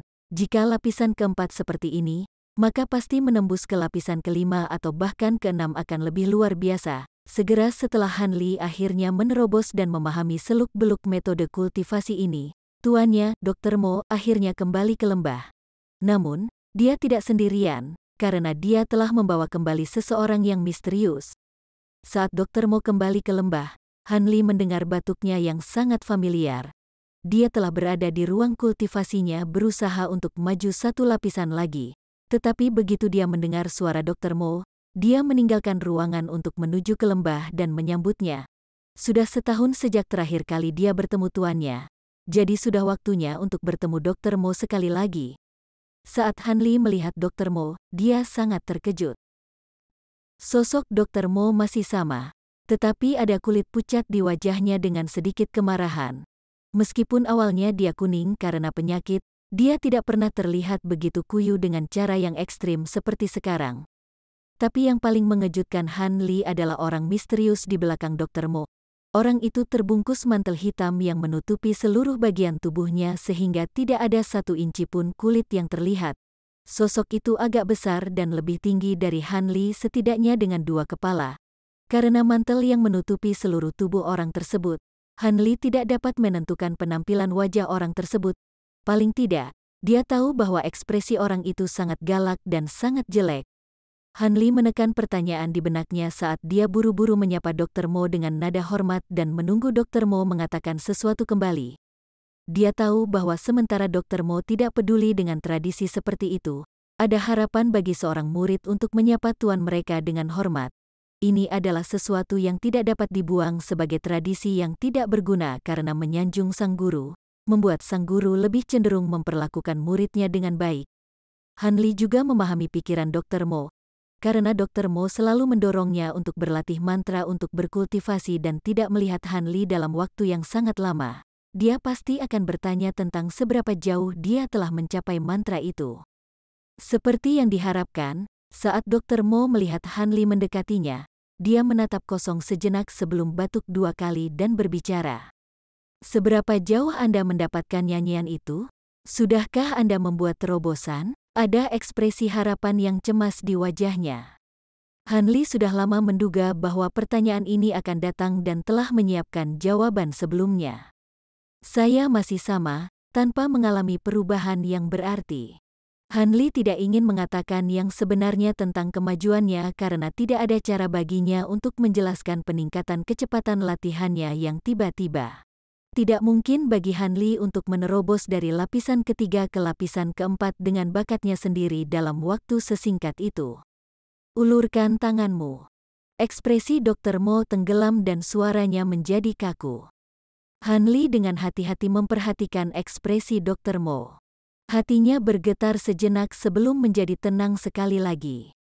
Dia tidak takut denyut nadinya diambil untuk mengukur ki sejati di tubuhnya.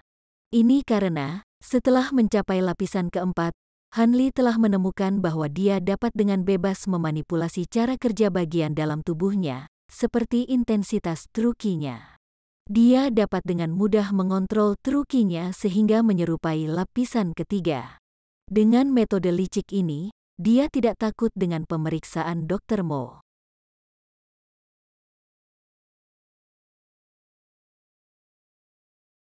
Chapter 29. Meningkatnya konflik. Wajah Dr. Mo tidak menunjukkan emosi. Matanya setengah terbuka dan setengah tertutup sementara tangannya melingkari pergelangan tangan Hanli dengan kuat. Perhatiannya benar-benar terkonsentrasi pada ki sejati di dalam tubuh Hanli. Dia terdiam cukup lama.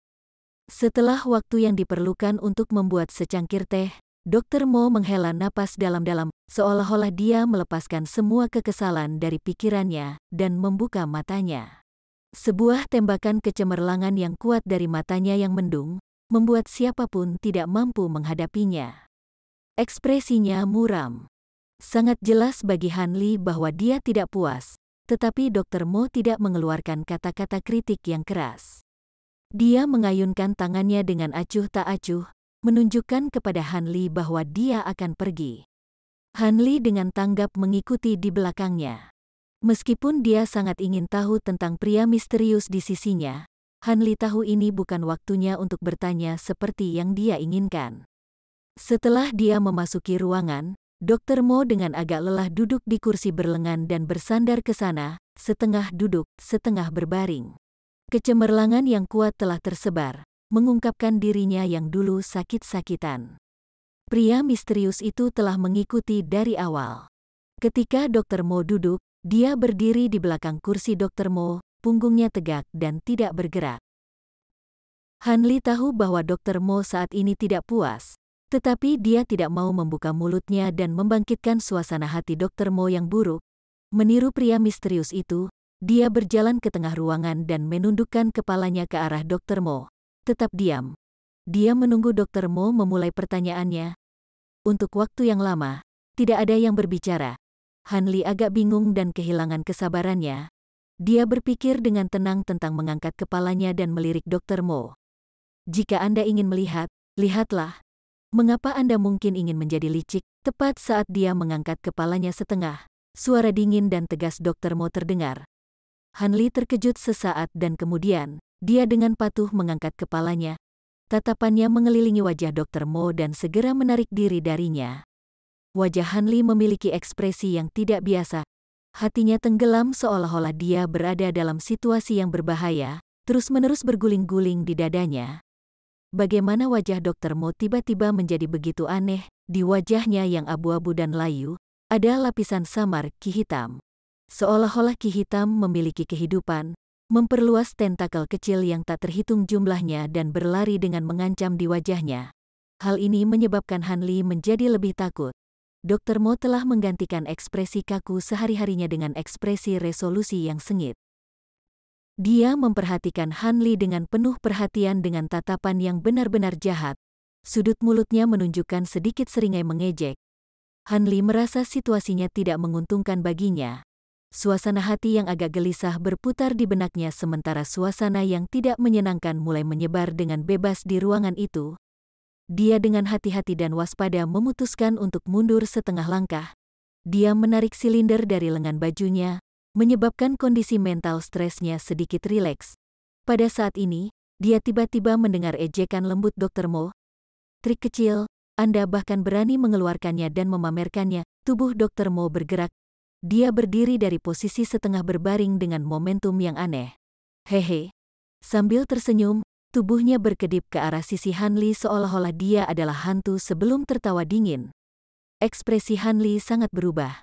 Dia tahu pergantian peristiwa ini jauh dari baik dan buru-buru mengangkat tangannya.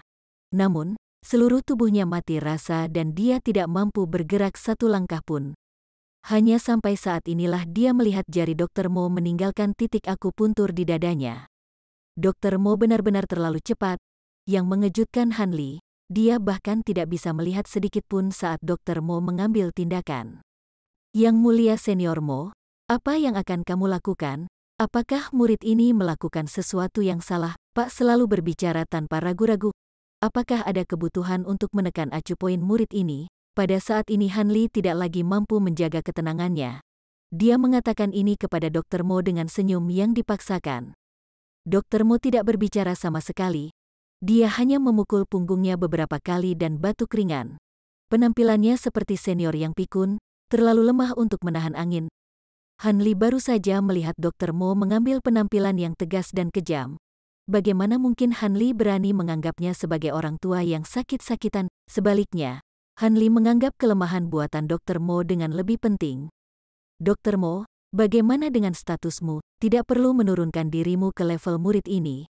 Kerugian apa yang akan Anda miliki dari membatalkan titik akupuntur murid ini? Murid ini akan bertanggung jawab dan melupakan masalah ini. Han Li terus menyemburkan banyak kalimat yang menyenangkan dan menyanjung. Namun, Dr. Mo tidak memperhatikannya dan malah merogoh lengan baju Han Li dan melepaskan silinder tersembunyi itu. Kemudian, dia menatap Han Li dengan tatapan mengejek dan menghina. Melihat situasi ini, hati Han Li tiba-tiba tenggelam ke kedalaman terbesarnya. Dia awalnya berniat menggunakan pidato untuk membangkitkan simpati dari Dr. Mo, tetapi rencananya gagal total. Tampaknya Dr. Mo tidak akan memberikan kesempatan sedikit pun bagi Han Li untuk mendapatkan keuntungan. Han Li berangsur-angsur menjadi tenang. Wajahnya menjadi sangat tenang, dan dia kembali menatap Dr. Mo dengan tatapan yang bahkan tidak memiliki sedikit pun emosi. Tiba-tiba, semua yang ada di ruangan itu tampak benar-benar diam. Ada keheningan mutlak, seperti ketenangan sebelum badai. Bagus, bagus, bagus, Dr. Mo tiba-tiba mengeluarkan 3 bagus. Kamu layak menjadi orang yang aku, Mojuren, perhatikan. Jadi, Anda dapat mempertahankan wajah lurus bahkan pada saat ini, tenang di saat-saat bahaya Anda. Tampaknya keuntungan yang saya peroleh dengan menekan acu poin Anda tidak sia-sia. Dr. Mo tiba-tiba memuji Han Li. Bagaimana kamu berencana berurusan denganku? Han Li tidak menjawab kata-kata Dr. Mo dan malah mengajukan pertanyaan.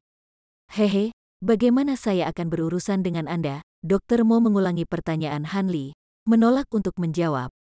Bagaimana aku akan berurusan denganmu? Itu akan tergantung pada kinerja Anda sendiri. Maksud kamu apa? Han Li mengerutkan alisnya, samar-samar menebak beberapa niat Dr. Mo.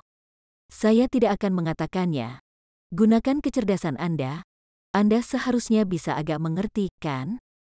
Aku hanya bisa menebak sedikit, tapi aku tidak mengerti persisnya rencanamu. Han Li tidak menyangkalnya, menyatakannya dengan sangat belak-belakan. Bagus sekali, itu cara yang benar. Anda dapat mengajukan pertanyaan apapun kepada saya. Jangan simpan sendiri. Wajah Dr. Mo tersenyum sinis. Ki hitam di wajahnya menebal menjadi banyak lapisan, menyebabkan penampilannya menjadi lebih jahat. Saya tahu Anda selalu waspada terhadap saya dan tidak benar-benar melihat saya sebagai tuan Anda. Tapi terlepas dari itu tidak masalah. Saya juga tidak benar-benar melihat Anda sebagai murid saya. Dr. Mo mengatakan ini dengan sedikit mendengus.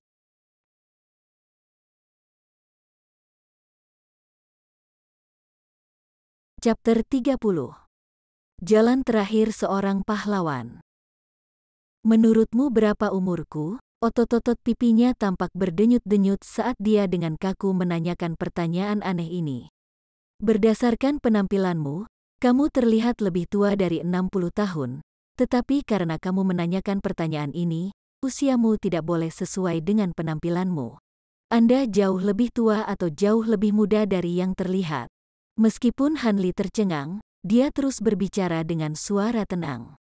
Zeze, untuk anak nakal dari pedesaan menjadi orang yang tajam dan cerdas, Anda benar-benar memenuhi nama seorang kultivator seni musim semi abadi. Mulut Dr. Mo terus memuji Han Li, tapi dia menatap muridnya dengan sinar demam. Kamu menebak dengan benar. Saya baru berusia 37 tahun ini. Angka yang membuat Hanli merasa tidak percaya keluar dari mulut Dr. Mo, itu tidak mungkin? Hanli berkata dengan terkejut, tidak dapat mempertahankan ketenangannya. Mustahil, memang tidak mungkin. Orang-orang yang melihat saya, bahkan tidak menyebut 60, akan memberitahu orang lain bahwa saya adalah seorang penatua di usia 70-an. Saya khawatir tidak ada yang bisa menebak usia saya yang sebenarnya, kata Dr. Mo ketika suaranya tiba-tiba menjadi tinggi dan tajam. Di telinga Hanli, suara yang menusuk telinga menyebabkan ketidaknyamanan yang luar biasa, seolah-olah menyentuh bagian yang sakit di dalam hatinya.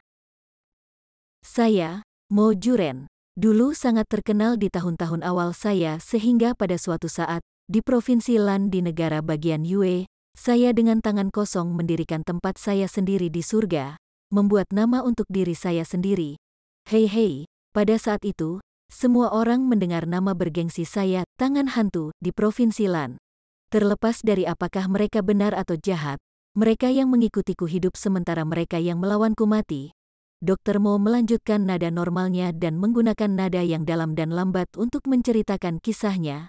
Mengikuti narasinya sendiri, matanya memancarkan ketajaman yang sebanding dengan ujung pedang, seolah-olah dia kembali ke masa lalu ketika dia bersemangat tinggi dan dalam posisi berkuasa. Mendengarkan cerita Dr. Mo, Hanli diam-diam terkejut. Dia tidak pernah berpikir bahwa tuannya akan memiliki nama yang begitu terkenal pada satu waktu.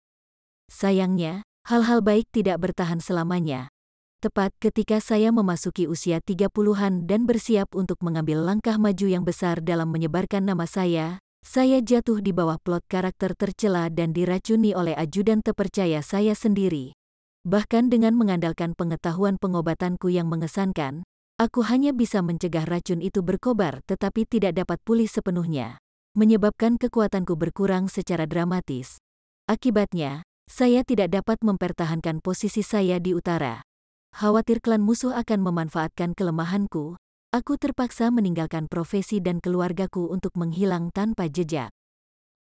Saya hanya bisa melakukan perjalanan ke bagian lain dari negara bagian Yue untuk mencari obat untuk membantu saya mendapatkan kembali keterampilan saya sebelumnya.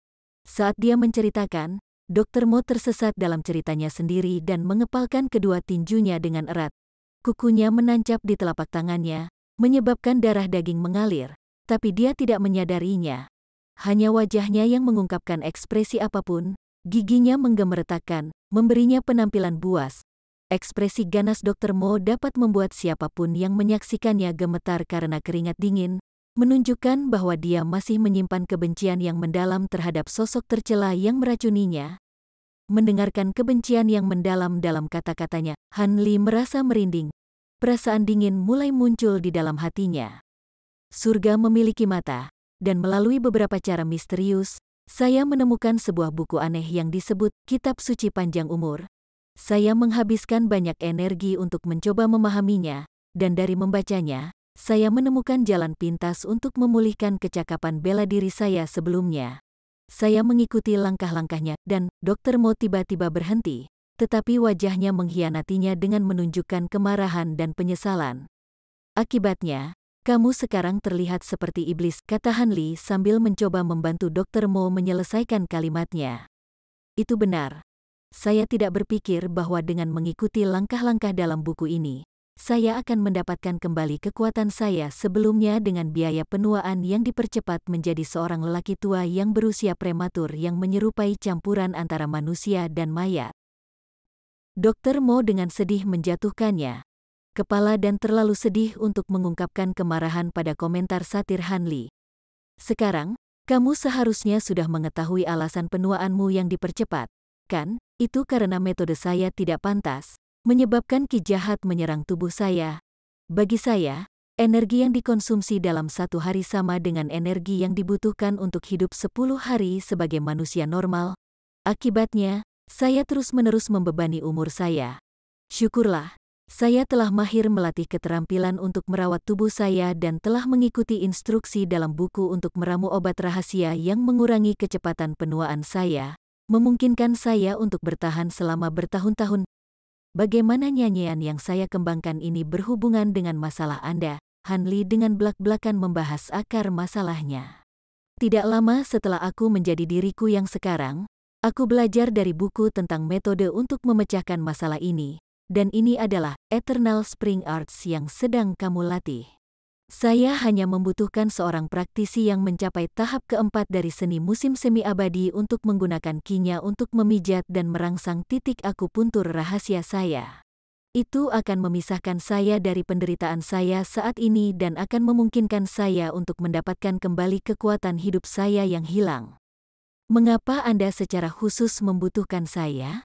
Tidak bisakah kamu menemukan orang acak untuk mengolah mantra? Hanli bergumam pada dirinya sendiri sejenak, mengungkapkan pertanyaan yang telah lama terkubur dalam dirinya.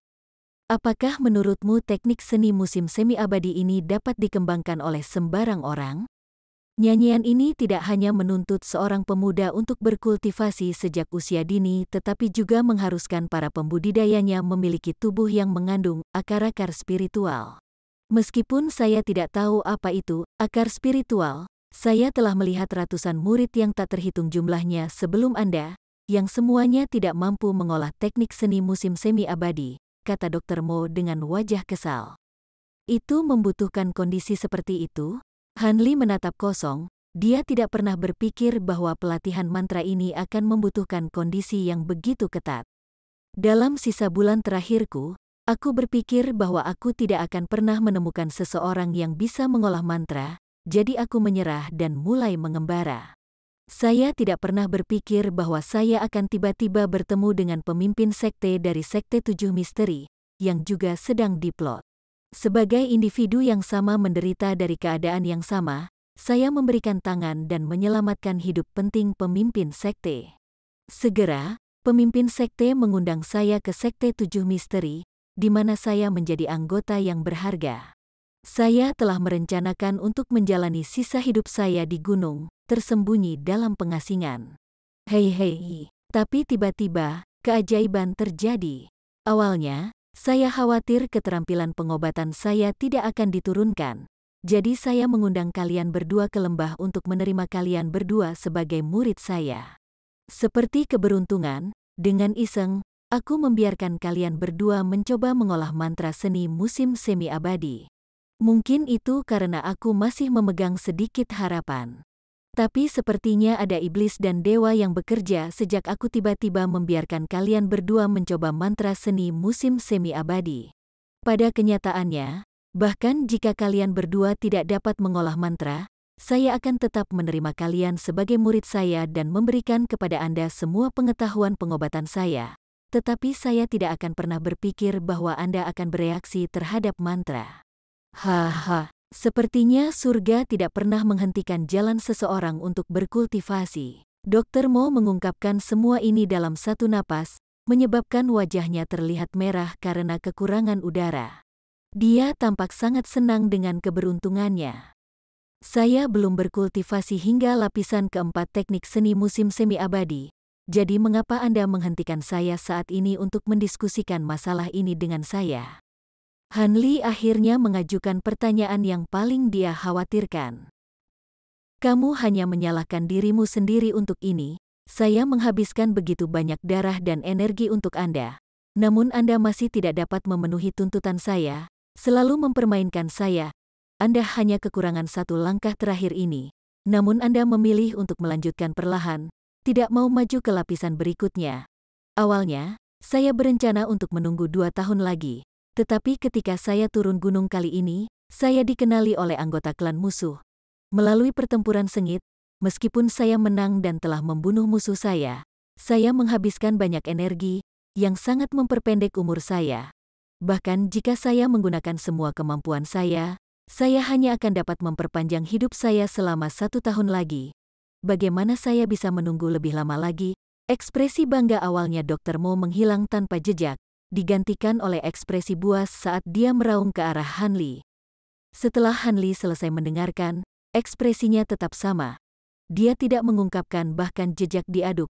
Namun, hatinya seperti lautan yang mengamuk, yang benar-benar berbeda dari penampilannya yang percaya diri dan teguh. Meskipun dia tahu dari awal bahwa Dr. Mo telah menempatkan kepentingan yang meresahkan pada kultivasi Hanli, Dia tidak pernah berpikir bahwa akan ada cerita yang begitu intens di balik ini. Identitas dan pengalaman Dr. Mo jauh melampaui imajinasinya. Bersambung ke chapter 31. Bagi Anda sahabat kultivator, ketua klan dan sekte, yang telah mengikuti channel Tortorokai, Mimin mengucapkan terima kasih. Sampai jumpa di episode berikutnya.